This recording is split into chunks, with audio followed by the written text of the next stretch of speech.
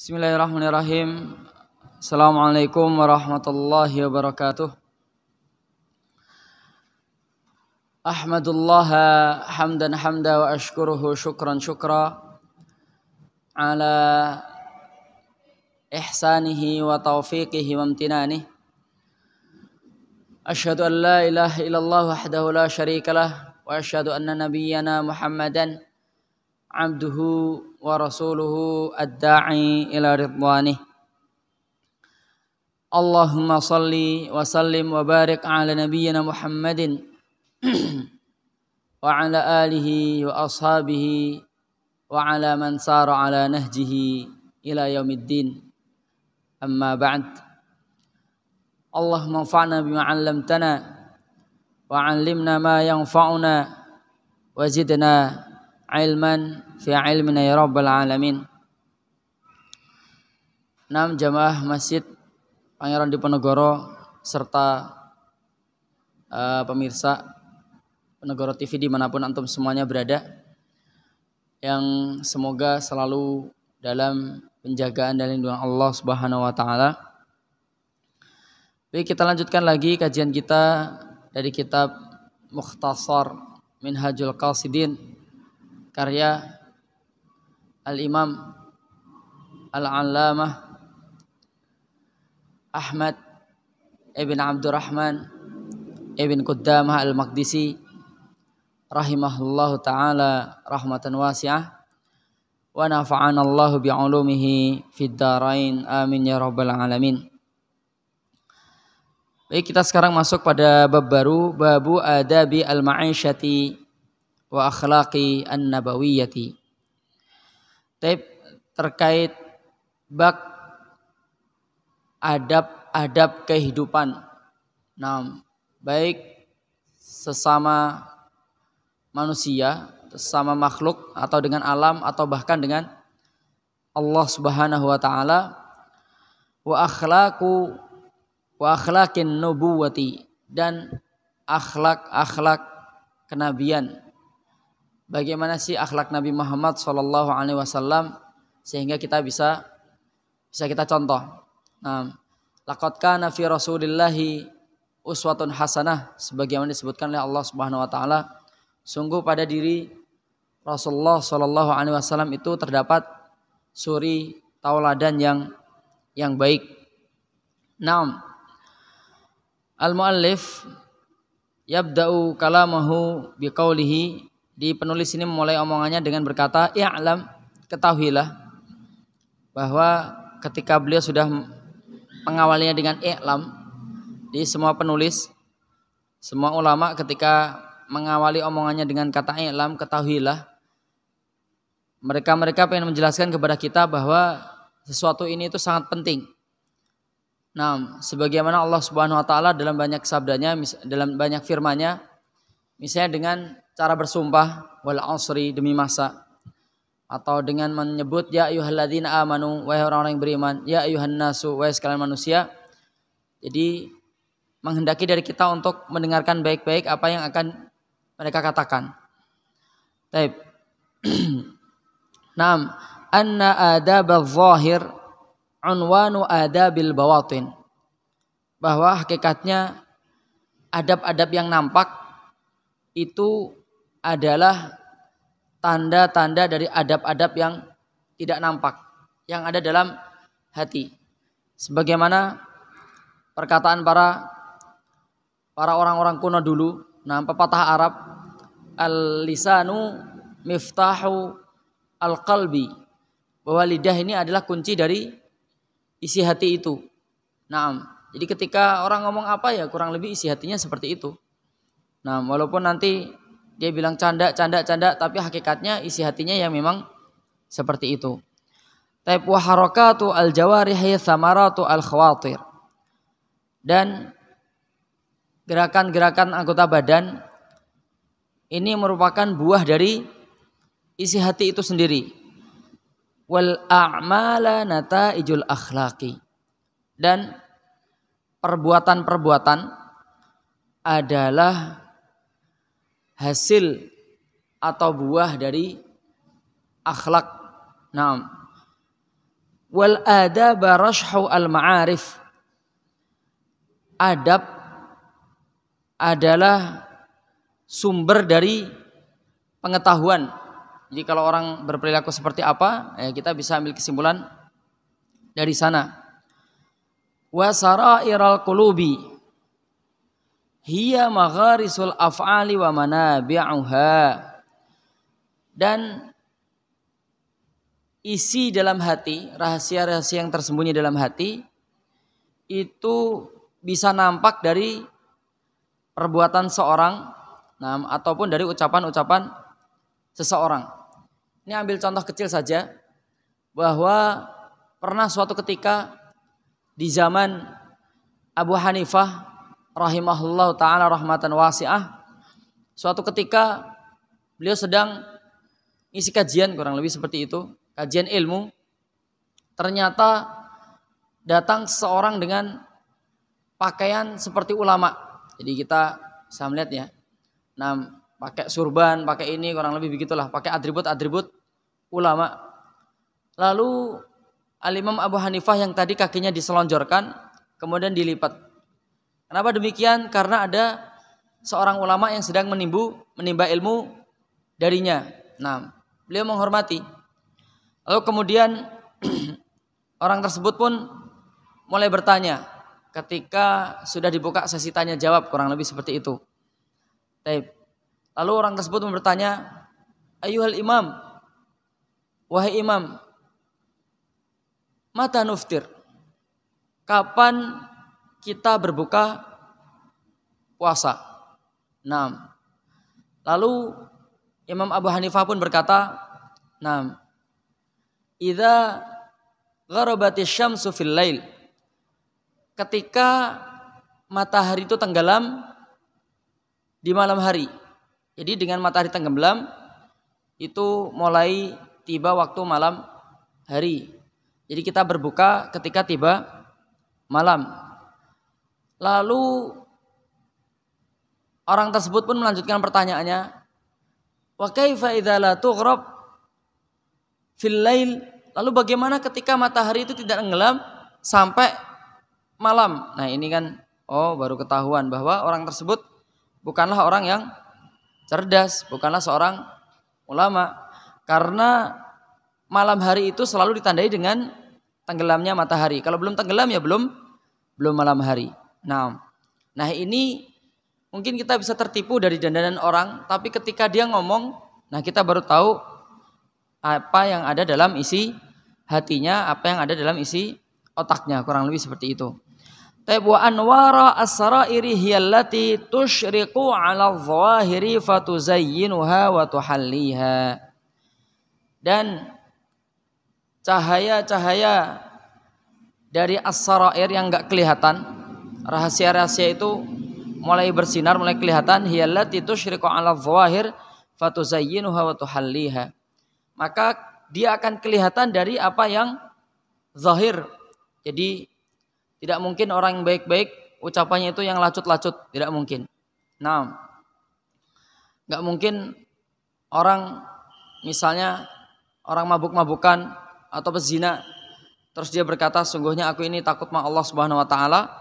Ini tidak bisa dibenarkan. Perbuatan yang zahir ini menyelisihi dari apa yang dia ucapkan. Maka isi hatinya juga kurang lebih memang seperti itu. Dia menyukai hal-hal yang bersifat bermaksiat kepada Allah Subhanahu wa taala. Wa man lam yakhsha qalbahu wa man lam yakhsha qalbuhu lam takhsha jawarihuhu. Dan barang siapa yang hatinya itu tidak tunduk terhadap aturan Allah Subhanahu wa taala, maka anggota badannya pun akan memunculkannya. Maksiat dan lain sebagainya. Wa man lam yakun sadruhu mishkatal anwaril ilahiyyati lam yafid ala zahirihi jamalal adabi an-nabawiyah. Jadi kalau hatinya ini tidak disinari dengan cahaya-cahaya ilahi, maka yang zahir tidak akan nampak adab-adab Nabi Muhammad SAW. Adab-adab kenabian itu nggak mungkin nampak. Waqad aslafna jumlatan minal adabi bima yughni an i'adatiha hahuna. Sebenarnya di bab-bab kemarin itu sudah kita bahas, maka tidak perlu diulang lagi di sini kata beliau. Lakin naktasiru fi hadzal babi ala syai'in min adabi Rasulillah sallallahu alaihi wasallam wa akhlaqihi. Tapi di sini kita cukupkanlah terkait bab sedikit masalah adab dan akhlaknya Rasulullah sallallahu alaihi wasallam. Linajma'a ma'a jam'il adabi ta'kidal imani bi musyahadati akhlaqihi al-karimah. Yaitu agar kita bisa mengumpulkan semua adab-adab Rasulullah yang memang penguatan dari iman itu sendiri. Naam, dengan melihat akhlak-akhlak beliau, allati yashhadu ahaduha bi annahu akramul khalqi. Yang mana orang-orang yang hidup di masanya mereka semua sepakat bahwa akhlak Rasulullah adalah beliau adalah orang yang paling mulia dari semua makhluk, wa alahum, dan adabnya pun paling tinggi, martabatan, dari si martabatnya pun paling tinggi, wa ajalluhum qadra, dan derajatnya pun paling luhur. Fa kaifa bimajmu'iha. Lalu bagaimana ketika seluruh akhlak Rasul ini dikumpulkan, padahal orang hanya melihat satu dua, gimana kalau dia melihat semua akhlak Rasulullah? Lalu kira-kira omongan dia ini akan seperti apa? Nah, nanti insya Allah akan kita singgung terkait akhlak-akhlak Rasulullah Sallallahu Alaihi Wasallam. Sebelum kita lanjut lagi, cukuplah bagaimana pembelaan para sahabat Rasulullah Sallallahu Alaihi Wasallam terhadap dirinya. Dan ini tidak mungkin dilakukan oleh orang-orang kecuali memang yang dibela sangat layak untuk dibela. Nah, contoh kecil, misalnya Khabbab bin Adi radhiyallahu ta'ala anhu ketika hendak mau dipancung setelah perang Badar, ditangkap oleh orang-orang kafir Quraisy. Singkat cerita, bagaimana pendapatmu wahai Khabbab, andaikan Muhammad menggantikan tempatmu, dah kamu nggak jadi tak pancung, Muhammad ajalah. Nah, nanti yang kami pancung. Gimana kalau dia menggantikan posisimu? Lalu kemudian Khabbab pun berkata, demi Allah, sungguh sangat ringan bagiku untuk nyawaku melayang daripada aku melihat Rasulullah SAW jarinya tertusuk duri. Nah, jadi nyawanya ini tidak lebih mahal dari tertusuk durinya Rasulullah SAW. Misalnya jarinya Rasul tertusuk duri, jadi nggak pengen melihat itu. Nah, ini menunjukkan bahwa memang akhlak Rasul yang luar biasa, bagaimana bersikap dengan teman-temannya, dengan para sahabatnya, sehingga para sahabatnya siap memberikan nyawanya untuk Rasulullah Shallallahu Alaihi Wasallam. Nah, nanti insya Allah akan kita bahas terkait akhlak-akhlak Rasulullah Shallallahu Alaihi Wasallam sebentar lagi. Taib su'ilat Aisyah radhiyallahu anha. Jadi suatu ketika ibunda kita Aisyah radhiyallahu ta'ala anha ditanya an khuluqi Rasulullah sallallahu alaihi wasallam, terkait akhlaknya Rasulullah sallallahu alaihi wasallam. Yang nanya seorang tabi'in. Naam. Faqalat, lalu ibunda kita Aisyah radhiyallahu ta'ala anha pun berkata, kana khuluquhul Qur'an. Akhlak Rasulullah sallallahu alaihi wasallam itu Al-Qur'an, akhlak ilahi. Naam. Yaghdab li ghadabihi. Rasulullah akan marah ketika syariat Allah itu tidak diindahkan. Wa yardha li ridahu, dan Rasulullah pun akan senang, akan ridha ketika syariat Allah Subhanahu wa taala ini ditegakkan, walaupun mungkin hak-haknya berkurang, dikurangi oleh orang-orang, enggak peduli. Nah, contoh kecil misalnya, suatu ketika datang seorang badui, datang dari arah belakang, dan Rasulullah sedang memakai istilahnya burdah. Burdah itu mungkin kita kayak Afan ya, kalau kita pernah lihat Batman mungkin, atau baju-baju orang-orang Cina zaman dulu, itu kan kayak ada sayap gitu, terus diikat di leher. Fungsinya untuk apa? Kalau pas musim dingin dipakai selimut gini, kalau musim panas tinggal dibuka. Nah, orang-orang Arab juga biasa pakai seperti itu sampai sekarang. Cuman burdahnya berbeda dengan udah orang-orang dari negeri-negeri lain. Kalau sekarang kan lebih kain semuanya. Kalau dulu ada iketannya di sini. Nah si Arab Badui ini datang dari arah belakang, kemudian naik burdahnya Rasulullah, tek gitu, ditarik keras sampai membekas di lehernya. Nah, terus kemudian si Badui ini pun berkata dengan kata yang tidak sopan, ya Muhammad, atini min fa'illah. Wahai Muhammad, aku minta sebagian hartanya Allah Subhanahu wa taala. Karena Nabi Muhammad SAW yang yang mentasarufkan Baitul Mal. Nah, lalu ketika ditengok, oh ternyata seorang Badui, dan Rasulullah hanya ngasih senyuman aja, tidak marah. Bahkan Khalid bin Walid radhiyallahu ta'ala anhu yang saat itu ada di sebelahnya, ya Rasulullah, wahai Rasulullah, da'ni adribu unuqah. Orang gak sopan ini biarkan tak potong aja lehernya. Nah, lalu dicegah oleh Rasulullah. Terus kemudian hajatnya apa yang dimau ini dikasih beberapa puluh ekor kambing. Nah, kemudian si Arab Badui ini pun pulang kampung, terus kemudian mengajak kaumnya untuk masuk Islam. Kata si Badui tersebut, udkhulu ilal Islam. Maksudlah kalian ke agama Islam. Fa innal islama yad'una ilal ghina. Sungguhnya agama Islam ini mengajak kita untuk menjadi orang yang kaya raya. Nah, ya mungkin pertama Islamnya karena terpukau oleh akhlak Rasulullah, karena dikasih kambing-kambing. Tapi setelah mereka masuk Islam, mereka menjadi pejuang-pejuang di jalan Allah Subhanahu wa taala. Singkat cerita, dari cerita ini bisa kita ambil kesimpulan bahwa Rasulullah tidak marah untuk dirinya sendiri.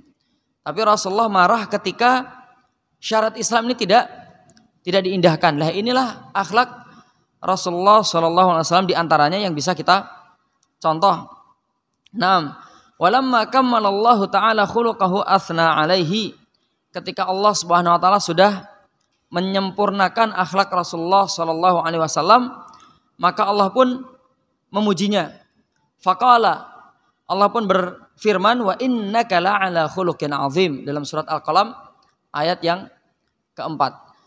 Wahai Nabi Muhammad, sungguhnya engkau di atas akhlak yang agung.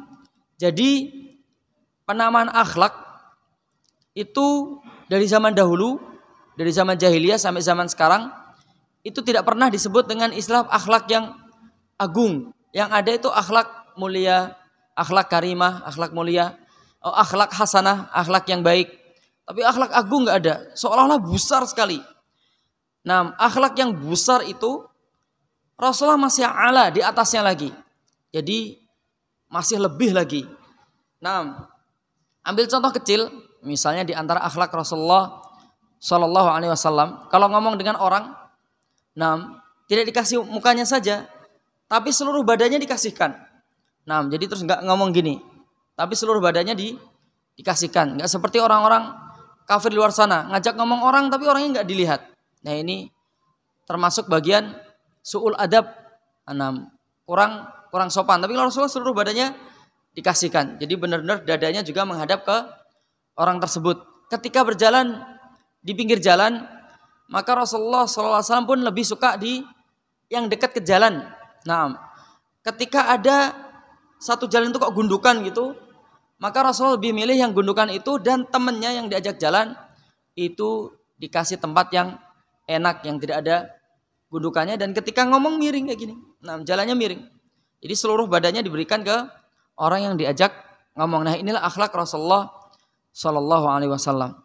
Terus kemudian kenapa di sini Allah Subhanahu Wa Taala ketika misalnya kita tanya balik gitu ya, kenapa yang dipuji adalah akhlak Nabi? Kenapa bukan ilmu Nabi?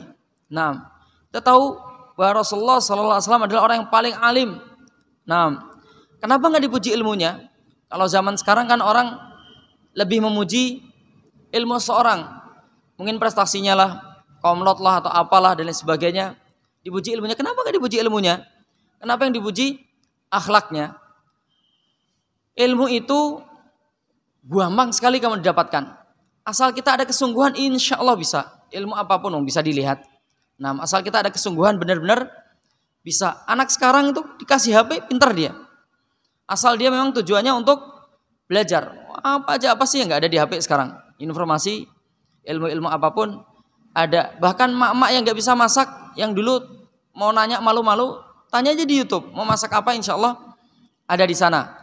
Nah ini ilmu mudah untuk dapat. Tapi kalau akhlak ini berbeda. Akhlak harus mengalahkan ego kita. Baru seorang itu disebut akhlaknya bagus. Nah, ketika misalnya ada yang orang menyakiti, dibalas dengan senyum. Misalnya ada saudara muslim kita yang memutus tali silaturahim, maka kan harusnya kita juga marah juga, udah kita acuhkan dia. Tapi kita berusaha untuk mendekatinya, untuk menyambung tali silaturahim. Dan ini tentu menghilangkan ego kita. Nah, inilah yang disebut akhlak-akhlak itu sesuatu yang sulit untuk didapatkan. Banyak, insya Allah orang-orang besar sekalipun, nah dari kalangan orang awam maupun para ustadz dan sebagainya, terkadang tidak bisa mengalahkan egonya, terkadang. Nah, taib fasubhana man a'ta tsumma athna, maka maha suci zat yang telah memberikan Rasulullah akhlak-akhlak yang begitu indah, terus kemudian Allah pun memujinya. Nah, maka di antara makna alhamdulillah, segala puji bagi Allah Subhanahu wa taala, karena hakikatnya ketika kita memuji seseorang, hakikatnya kita sedang memuji Allah Subhanahu wa taala. Karena orang tersebut akhlaknya bagus, perangannya bagus, itu berkat taufiknya Allah Subhanahu wa taala, bukan usahanya sendiri, mutlak tidak. Tapi memang Allah memberikannya taufik. Nah, atau misalnya kita memuji Allah karena Allah sudah memberikan kita nikmat yang banyak, nikmat iman, nikmat Islam dan sebagainya. Ya memang layak Allah kita puji karena semuanya memang dari Allah. Nah, atau bahkan Allah Subhanahu wa taala memuji kita. Nah, atau bahkan Allah Subhanahu wa taala memuji kita. Nah, hakikatnya Allah sedang memuji dirinya sendiri. Nah, karena sifat-sifat baik yang kita miliki hakikatnya juga dari Allah Subhanahu wa taala. Taib wa hadhihi jumlatun min mahasin akhlaqihi sallallahu alaihi wasallam wa sifatihi.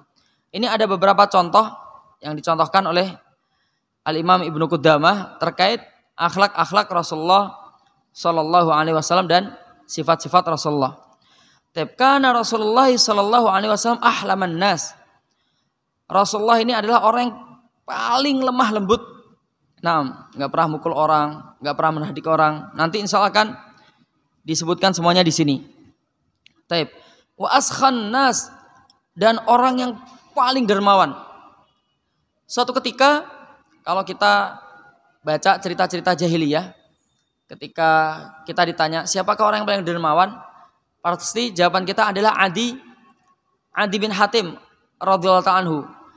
Adi bin Hatim ini adalah pemuka orang Nasrani, dia pemuka agamanya dari kalangan orang Arab, Adi bin Hatim ini, dan terkenal dia ini sangat dermawan.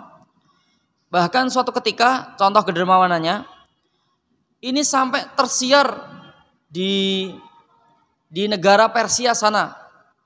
Bahkan Raja Persia sampai mengutus 2 utusan untuk cross check, ini benar gak orang paling dermawan. Dan Adi bin Hatim ini terkenal bahwa dia punya tunggangan onta yang sangat dia sayangi. Jadi kemana-mana menemaninya udah kayak menyatu lah. Nah suatu ketika 2 utusan ini datang bertamu ke Adi bin Hatim. Terus saya dengar bahwa kamu adalah orang paling dermawan di negeri Arab. Cobalah saya tak minta ontamu itu. Nah mereka orang-orang ini disuguhi daging onta. Lalu kemudian ketika dengar itu, Adi bin Hatim pun kaget. Loh, kenapa kamu gak ngomong dari awal? Kalau kamu ngomong dari awal, tadi tak berikan. Saya udah gak punya sesuatu untuk tak suguhkan, kecuali onta tungganganku ini, dan tadi ontaku sudah tak sembelih, sekarang kamu makan ini. Masya Allah.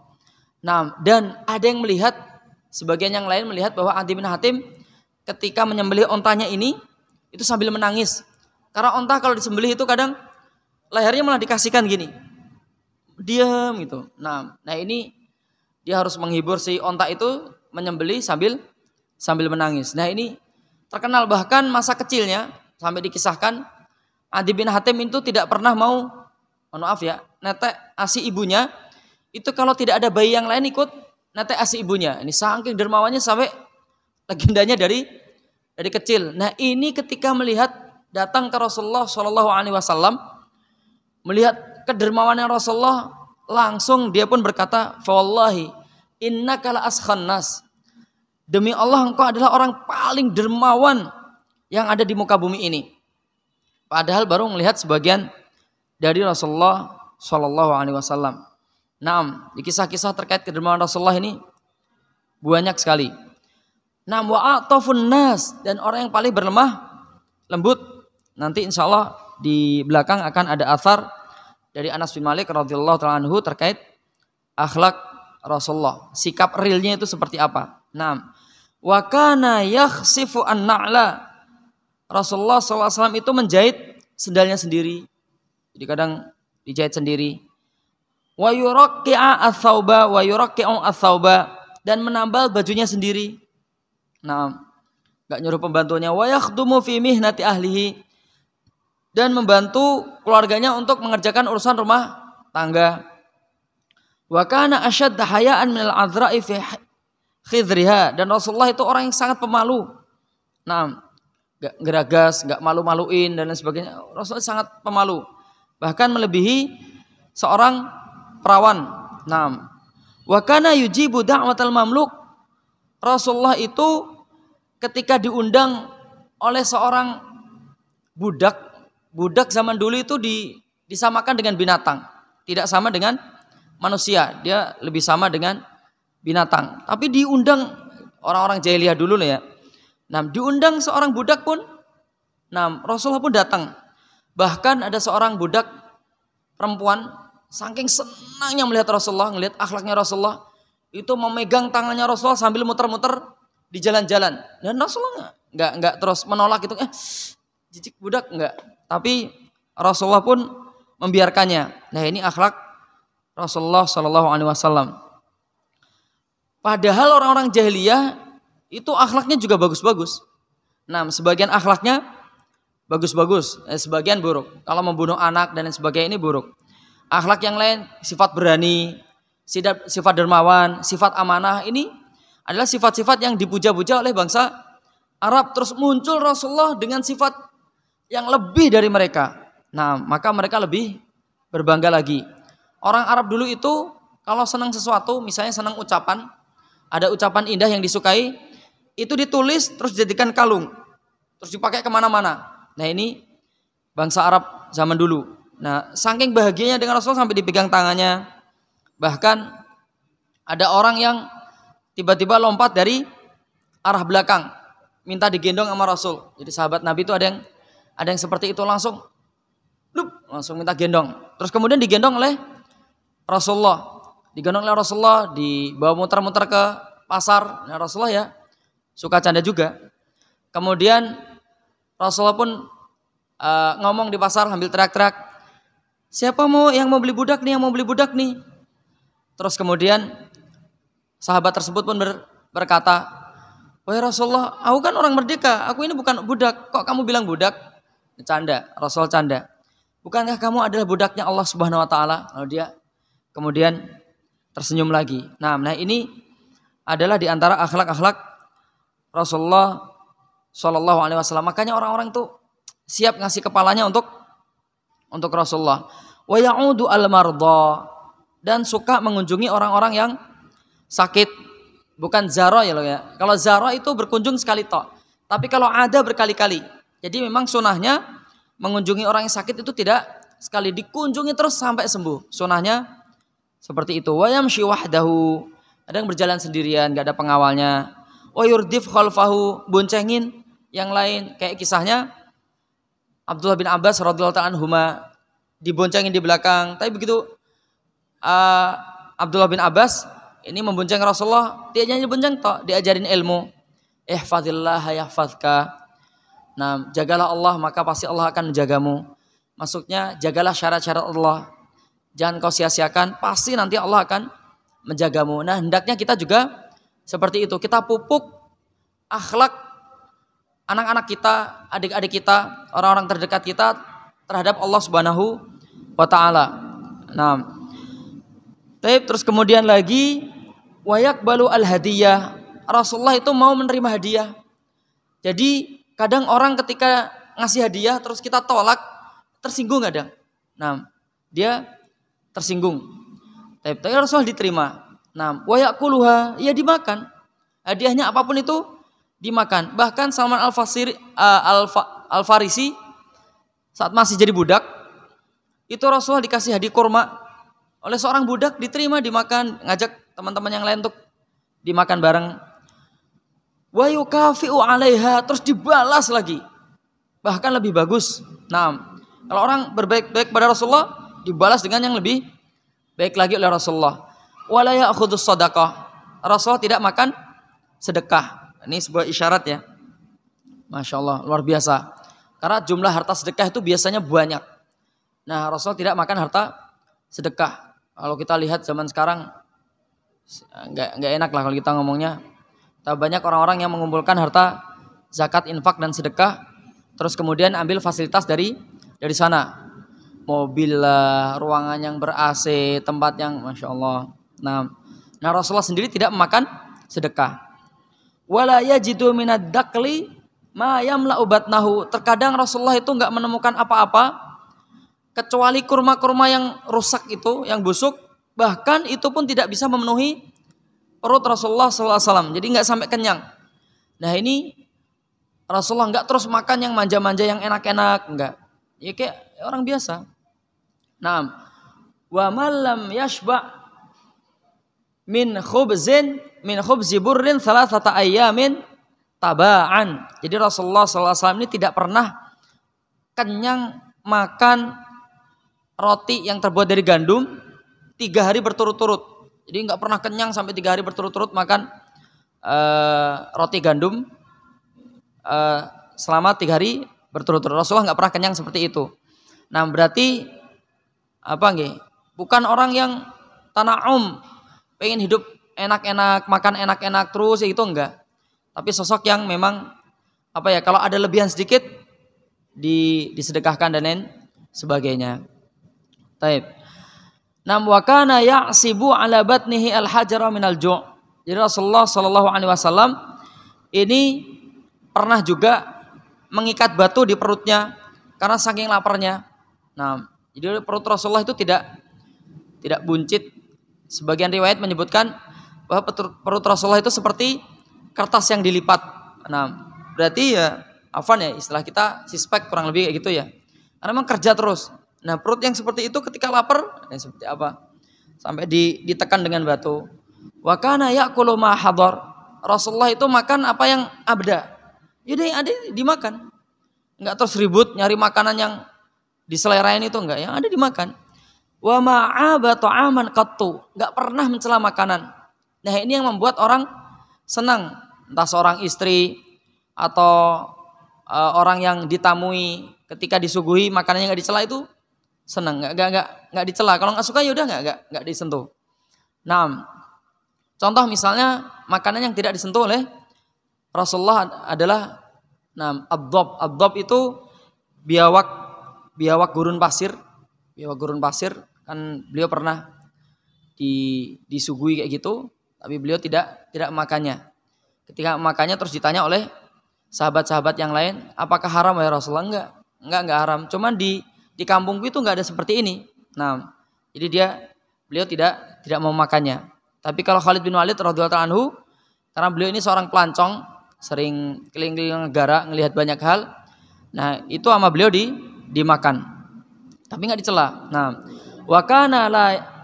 terus kemudian wa kana la ya'kulu muttaqian. Rasulullah enggak pernah makan sambil bersandar. Nah, itu kan orang-orang yang pengen tana'um, terlalu berlebihan dalam menikmati sesuatu.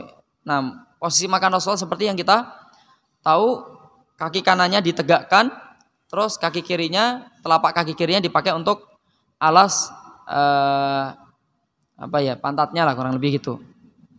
Taib. Wa ya'kulu mimma yalihi, dan dimakan apa yang dekat. Karena zaman dulu makannya itu modelnya pakai nampan, dan yang sunnah memang pakai nampan.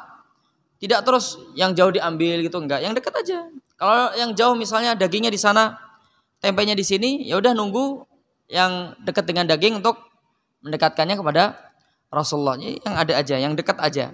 Nah, ini akhlak Rasulullah SAW. Bisa kita tahu semuanya ini membutuhkan ithar, membutuhkan mengalahkan ego. Nah, wa kana ahabbat ta'ami ilaihi al-lahmu. Makanan yang paling disukai oleh Rasulullah adalah daging kambing seperti yang kita tahu ya. Nah, wa minasyati al-katifu. Makanya kalau kita suka makan daging kambing, ya sama kan Rasulullah dalam hal ini. Wa minasyati al-katifu. Kalau dari anggota badannya kambing yang paling disukai Rasulullah adalah bagian pahanya. Nah, wa minal baquli ad-duba'u. Kalau dari sayuran yang Rasulullah suka itu waloh. Nah, labu, waloh tahu ya. Nah, aneh juga nggak tahu apakah di Arab ini ada waloh atau enggak, mungkin entah dari mana. Nah, nggak tahu, tapi ini disebutkan oleh Ibnu Qudamah, tak baca bawahnya kok tidak disebutkan ini riwayatnya dari mana. 6. Wal khal, Rasulullah juga suka cuka. 6. Wa minat tamri al-ajwatu. 6. Dari kalau kurma yang Rasulullah suka itu adalah kurma ajwa. 6. Wa kana yalbasu ma yajid. Jadi Rasulullah itu memakai baju yang ada, terus enggak terus berusaha mengada-adakan, pinjam-pinjam, tidak. Taib. Wa yarkabu taratan ba'iron, terkadang naik ba'ir, onta, wa taratan baghlah. Baghlah itu kalau nggak salah adalah antara kawin silang, kalau nggak salah antara kuda dengan apa gitu, lupa nah. Wa taratan himaron, kadang naik keledai, wa yamshi marratan rajilan wa marratan hafian. Terkadang berjalan pakai sendal dan terkadang berjalan nyeker. Nah, itu biasa saja. Tidak terus merasa derajatnya turun. Nah, karena akhlak seorang itu bukan dari indahnya baju, tidak. Nah, tapi dari berpegang teguhnya pada ajaran Allah Subhanahu wa taala. Wa kana yuhibbu at-tib. Rasulullah itu suka wewangian. Nah, jadi kalau kita bahas masalah wangian, bangsa Arab sendiri melihat bahwa kenikmatan dunia yang terbesar itu dua. Pertama adalah menikah, kedua adalah wewangian. Nah, jadi memang budaya mereka seperti itu. Dan Rasulullah ini suka wewangian. Wa yakrahu ar-riha al-karihata. Rasulullah itu enggak suka bau sesuatu yang bau. Makanya kita kalau harus suka mandi, karena Rasulullah juga suka sesuatu yang harum. Jadi kalau misalnya kita sudah mulai bau gitu, hendaknya kita segera mandi. Wa yukrimu ahlal fadl. Rasulullah itu bisa memuliakan orang-orang yang memang orang mulia, menempatkan mereka sesuai dengan tempatnya. Wallahu taala alam. Insyaallah di pertemuan berikutnya akan kita bahas lagi terkait akhlak-akhlak Rasulullah sallallahu alaihi wasallam dan bagaimana nukilan terkait akhlak Rasulullah di kitab-kitab terdahulu, baik di Injil maupun di Taurat. Baik, kita tutup dengan bacaan doa kafaratul majelis. Subhanakallahumma bihamdika asyhadu an la ilaha illa anta astaghfiruka wa atubu ilaik. Wassalamualaikum warahmatullahi wabarakatuh.